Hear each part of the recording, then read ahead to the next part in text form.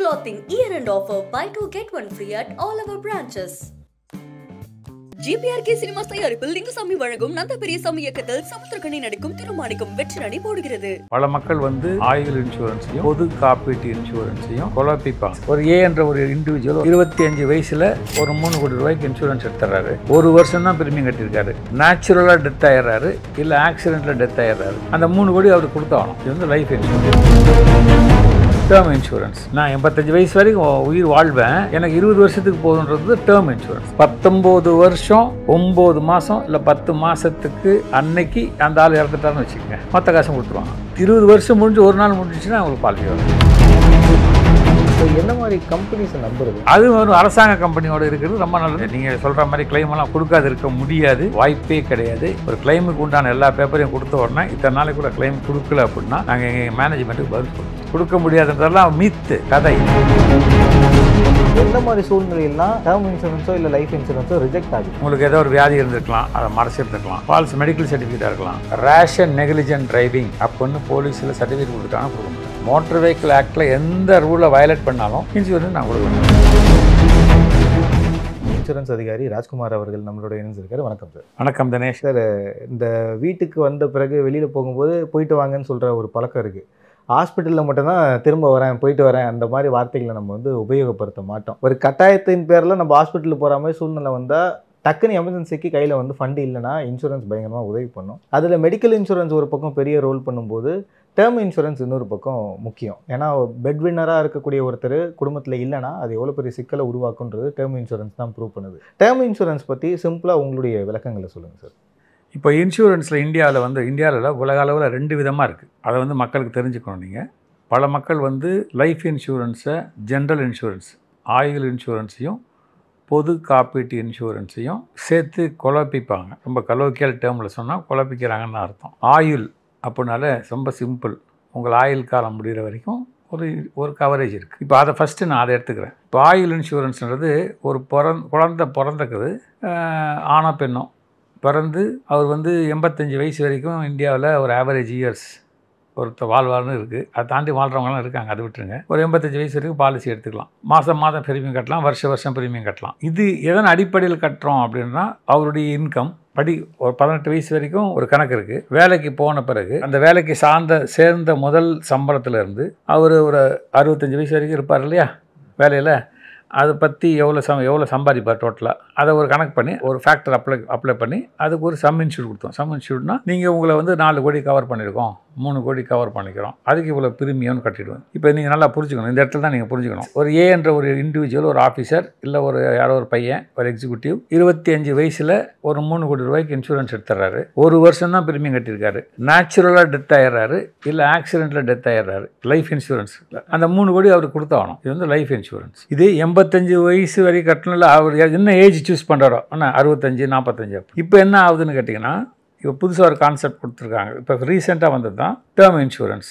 நீங்கள் உங்களுக்கு போதும், எனக்கு 20 வருஷம் தான் நான் எடுத்துக்க போகிறேன், நான் 85 வயசு வரைக்கும் உயிர் வாழ்வேன், எனக்கு 20 வருஷத்துக்கு போகுன்றது டேர்ம் இன்சூரன்ஸ். அந்த டேர்ம் அப்படின்றது நீங்கள் சூஸ் பண்ணுற காலகட்டத்துக்கு பார்த்தா தான் டேர்ம் இன்சூரன்ஸ். அந்த 20 வருஷத்துக்குள்ளே என்ன நடந்தாலும் சரி, 19 வருஷம் 9 மாதம் இல்லை 10 மாதத்துக்கு அன்னைக்கு அந்த ஆள் இறந்துட்டாருன்னு வச்சுக்கோங்க, மற்ற காசும் கொடுத்துருவாங்க. இல்லை எடுத்த முதல் நாள்லேருந்து 10 நாள் கூட கொடுத்துருவாங்க. அவ்வளோதான் டேர்ம் இன்சூரன்ஸ். 20 வருஷம் முடிஞ்சு ஒரு நாள் முடிஞ்சிச்சுன்னா அவங்களுக்கு பாலிசி வராது, ரிஜெக்ட் தான். ரிஜெக்ட். டேர்முக்குள்ளே இந்த சிக்கல். கட்டின பணம் வந்துடும். நீங்கள் சம் இன்சூர் கட்டினீங்கல்ல, ஆமாம், சம் இன்சூர்னா எவ்வளோ ரூபாய்க்கு இன்சூர் பண்ணீங்க? 3 கோடிக்கு பண்ணால் 3 கோடி வராது. கட்டின பணம் ஒரு நாமினல் இன்ட்ரெஸ்ட்டு அக்ரி அது வந்துடும். அதுதான் டேர்ம் இன்சூரன்ஸ்.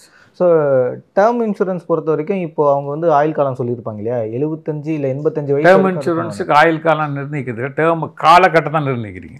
ஓகே, அப்போ 20 வருஷம் வரைக்கும் நான் கட்டுறேன், அந்த 20 வருஷத்துக்குள்ள எது நடந்தாலும் உங்களுக்கு கிளைம் ஆகுறது தான் டேர்ம் இன்சூரன்ஸ். ஸோ இதுக்கும் லைஃப் இன்சூரன்ஸுக்கும் என்ன வகையில் மாறுபட்டிருக்கு? லைஃப்ன்றது 80 வயசு வரைக்கும் நம்ம கட்டிக்கிட்டே இருக்கோம். 80 வயசுன்னு இல்லை, 65 வயசு வரைக்கும் கட்டலாம். 85 வயசு வரைக்கும் நீங்கள் சம்பாதிக்கிறீங்க அப்படின்ற ஒரு பிஸ்னஸ் மேன் இருக்காருன்னு வச்சுக்கோங்க, அவர் கட்டலாமே. கட்டிட்டு அந்த 85 வயசுக்கு அப்புறம் அவர் நிறுத்திடுவார். 85 வயசு வரைக்கும் எவ்வளோ ப்ரீமியம் கட்டியிருக்காரோ, கிளைம் பண்ணலையோ, அப்போ அந்த ப்ரீமியம் இருக்குது இல்லையா, கிளைம் பண்ணலை, ஆனால் பணம் கட்டியிருக்காரு.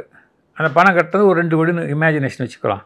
அந்த 2 கோடி ப்ளஸ் ஒரு இன்ட்ரெஸ்ட் ஃபேக்டர் அது உங்களுக்கு வந்துடும். இந்த இதில் எப்படி வந்து இன்சூரன்ஸ் சூஸ் பண்ணுறது? லைக் நம்மளுக்கு வந்து இந்த நிறைய பாலிசிஸ் இருக்குது, நம்ம சொல்கிற மாதிரி லைஃபாக இருக்கட்டும், டேர்ம்ஸாக இருக்கட்டும், இதில் நிறைய ஸ்கீம்ஸு, நிறைய சலுகைகள், டாப் அப்ஸு, அதுக்கேற்ற மாதிரி ரேஷியோஸ்னு நிறைய விஷயங்கள் சொல்கிறாங்க. அதில் எந்த மாதிரி கேட்டகரியை இல்லை பாலிசியை சூஸ் பண்ணணும்? Simple is the best.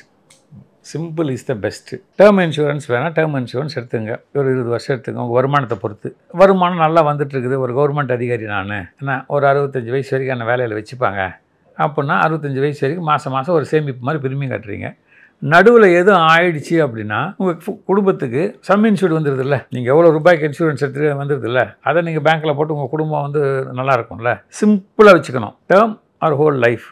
இதில் ஒரு டேர்ம் எடுத்துக்கிட்டு அந்த டேர்ம் முடிஞ்சுன்னா அடுத்த டேர்ம் எடுத்துக்கலாம். நீங்கள் ஒரு 20 வருஷம் எடுக்கிறீங்க. உங்கள் இப்போ நீங்கள் ஒரு சின்ன எக்ஸிக்யூட்டிவ், உங்களுடைய வருமானம் ஒரு குறிப்பிட்ட அளவு தான் இருக்கும். சரி, ஒரு ஃபஸ்ட்டு ஒரு 20 வருஷம் நான் எடுத்துக்கிறேன்ப்பா. 20 வருஷம் முடிச்சு காசு கொடுத்துட்றீங்க. அதுக்கப்புறம் ஹெல்த் ஃபேக்டர் எல்லாமே நல்லா இருந்துச்சுன்னா அடுத்து ஒரு 20 வருஷம் எடுத்துங்க. ஸோ என்ன மாதிரி கம்பெனிஸை நம்புறது? ஏன்னா ஏகப்பட்ட இன்சூரன்ஸ் அதிகாரிகளும் அதுக்கேற்ற மாதிரி கம்பெனிஸும் இருக்கும்போது நிறைய ஏஜென்ட்ஸ் இருக்காங்க, நிறைய பாலிசி சொல்கிறாங்க. இல்லை என்ன மாதிரி பாலிசியை சூஸ் பண்ணுறது? அது ஒரு அரசாங்க கம்பெனியோடு இருக்கிறது ரொம்ப நல்லது. நம்ம இந்திய சூழ்நிலையை பொறுத்த வரைக்கும் எல்ஐசி மாதிரி, எல்ஐசி, ஜிஐசி, இப்போ new India insurance, United India insurance, oriental, national, இந்த மாதிரி கம்பெனி இவங்கெல்லாம் வந்து கிட்டத்தட்ட இந்தியா சுதந்திரம் அடைஞ்சதுக்கு அப்புறத்துலேருந்து இருக்கிறாங்கல்ல. என்ன பிரச்சனைனா அவங்க இந்த மாதிரி ஒரு இன்சூரன்ஸ் கம்பெனியை சூஸ் பண்ணிவிட்டு அந்த கிளைம் ரேஷியோன்னு இருக்கும்போது தான் அவங்களுக்கு சிக்கலாக இருக்குது. ஸோ அவங்க இறந்த பிறகு பாலிசி கரெக்டாக அவங்க வீட்டுக்கு வந்து சேருமா சேராதா, அது எப்படி வந்து கிளைம் பண்ணுறதுன்னு தெரியாமல். நான் என்னுடைய அனுபவத்தில் பல பேர் இன்சூரன்ஸ் எடுத்து வீட்டுக்கே சொல்ல மாட்டாங்க சார். ஆஃபீஸில் வந்து எடுத்துகிட்டு போயிருப்பாங்க, சொல்ல மாட்டாங்க. இறந்த பிறகு அந்த குடும்பம் வந்து குடும்பத்தில் இருக்கிறவங்க வந்து கேட்பாங்க, இந்த மாதிரி சார் எங்கள் வீட்டுக்காரர் ஏதாவது இன்சூரன்ஸ் கட்டியிருக்காரா பார்த்து சொல்லுங்கள் சார்பாங்க. இல்லை எங்கள் வீட்டுக்காரில் அந்த அம்மா கட்டியிருக்காங்க பார்த்து சொல்லுங்கள். அப்புறம் நான் தான் தேடிக்கிட்டு insurance policy, medical insurance card எதாக இருந்தாலும் உங்கள்கிட்ட இருக்கக்கூடாது. ஒன்று சார்ந்தவங்க கிட்ட இருக்கலாம், உங்கள் ஃபேமிலியில் இருக்கலாம். உங்கள்கிட்ட ஒரு ஃபோட்டோ காப்பி வேணால் வச்சுக்கலாம், எமர்ஜென்சிக்கு சொல்லி வைக்கணும். அட்லீஸ்ட் உங்கள் லாயர் அட்வொகேட்டாக சொல்லி வைக்கணும். இன்சூரன்ஸ் பாலிசின்னு ரொம்ப பத்திரமாக எடுத்து லாக்கரில் வச்சுருப்பார். அந்த கிளைமெல்லாம் வந்து நீங்கள் சொல்கிற மாதிரி கிளைமெல்லாம் கொடுக்காது இருக்க முடியாது, வாய்ப்பே கிடையாது. ஏன்னா கவர்மெண்ட் ஆஃப் இந்தியாவில் டேர்ன் அரவுண்ட் டேஸ், T80ன்னு ஒரு கணக்கு இருக்குது. ஒரு கிளைமுக்கு உண்டான எல்லா பேப்பரையும் கொடுத்த உடனே இத்தனை நாளைக்குள்ளே கிளைம் கொடுக்கல அப்படின்னா நாங்கள் எங்கள் மேனேஜ்மெண்ட்டுக்கு பதில் சொல்லணும். அடுத்து இன்னொன்று சொல்கிறேன், ஒரு அக்கௌண்டிங் ஃபேக்டர் சொல்கிறேன். நீங்கள் கிளைம் பண்ணின உடனே அந்த அமௌண்ட்டை எடுத்து நாங்கள் தனியாக வச்சுருவோம். இட்ஸ் கால் ப்ரொவிஷனல் அமௌண்ட் அப்படின்னு. அது எங்களோட நஷ்ட கணக்கில் தான் இருக்கும், லாப கணக்கில் இருக்காது. ஸோ ஏன் இவ்வளோ ப்ரொவிஷனில் இவ்வளோ பணம் ஏன் இருக்குன்னு கேட்பாங்க. இப்போ உதாரணமாக உங்களுக்கு கலோக்கியில் சொல்லித்தரேன். இப்போ நீங்கள் ராஜ்குமாருக்கு கடன் கொடுக்கணும், சாருக்கு கடன் கொடுக்கணும். உங்கள் சம்பளத்தில் எடுத்த உடனே இவங்க எனக்கு 10,000 கொடுக்கணும், அவருக்கு 10,000 கொடுத்தா உங்கள் அம்மா கேட்பாங்கல்ல, 30,000 சம்பளத்தில் எங்கடா 2 20,000 போகுது, 10 அதே மாதிரி தான். It's call provisional. கொடுக்க முடியாதுன்றதெல்லாம் மீத்து கதை. ஆனால் கண்டிப்பாக கொடுத்தாகணும். லைஃப் இன்சூரன்ஸ்லேயே இந்தந்த விஷயங்களுக்கு வந்து ரிஜெக்ட் ஆகிடும் சார். அதே மாதிரி இன்சூரன்ஸ் வந்து ரிஜெக்ட் ஆகிற ஒரு கட்டமும் இருக்குது. எந்த மாதிரி சூழ்நிலையெல்லாம் டேர்ம் இன்சூரன்ஸோ இல்லை லைஃப் இன்சூரன்ஸோ ரிஜெக்ட் ஆகுது? ஃபால்ஸ் இன்ஃபர்மேஷன், உங்களோட ப்ரொப்போசல் ஃபார்மில் ஃபால்ஸ் இன்ஃபர்மேஷன் கொடுக்கும். உங்களுக்கு ஏதோ ஒரு வியாதி இருந்திருக்கலாம், அதை மறைச்சிருந்துக்கலாம். ஃபால்ஸ் மெடிக்கல் சர்டிஃபிகேட்டாக இருக்கலாம். இந்த மாதிரியான ஒரு விஷயங்கள் தான் இன்ஃபர்மேஷன் ஃபால்ஸாக இருக்கும். ஆமாம். ப்ரப்போசல் ஃபார்மில் கீழே பார்த்தீங்கன்னா ஒரு கட்டாக இருக்கும். I hereby declare that whatever the facts I given is true and இது அப்படி போட்டு டிக்ளரேஷன் கிளாஸில் if I found to be incorrect I am accepting the இதுன்னு போட்டிருப்பாங்க. அதாவது கம்பெனியோட இதை பாலிசி அக்செப்ட் பண்ணிக்கிறேன்னு சொல்லுவாங்க. உண்மையாக இருந்துச்சுன்னா கண்டிப்பாக கொடுத்துருவோம். இப்போது சில பேர் வந்து இப்போ யங்ஸ்டர்ஸே நிறைய பேர் வந்து ரேஷ் டிரைவ் பண்ணி இறந்த நியூஸ்லாம் பார்க்குறோம். ஒருவேளை இப்போ ஒரு நபர் ஒரு 27 வயசு இருக்கக்கூடிய ஒரு நபர், அவர் வந்து ஒரு அதிவேகமாக வண்டியில் போயிட்டுருக்காரு, இன்சூரன்ஸ் இருக்குது அவருக்கு.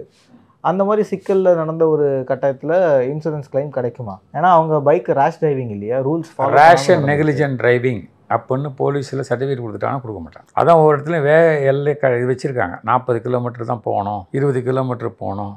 அவர் வந்து பைக்கில் வந்து பப்ளிக்கை த்ரெட்டன் பண்ணுற மாதிரி, இல்லை வந்து தன்னுடைய திறமைகளை வந்து பொதுமக்கள் ரேஸ் ட்ராக்கில் பண்ண வேண்டிய வேலைலாம் ரோட்டில் பண்ணாருன்னா இன்சூரன்ஸ் இருந்தாலும் கிடைக்காது.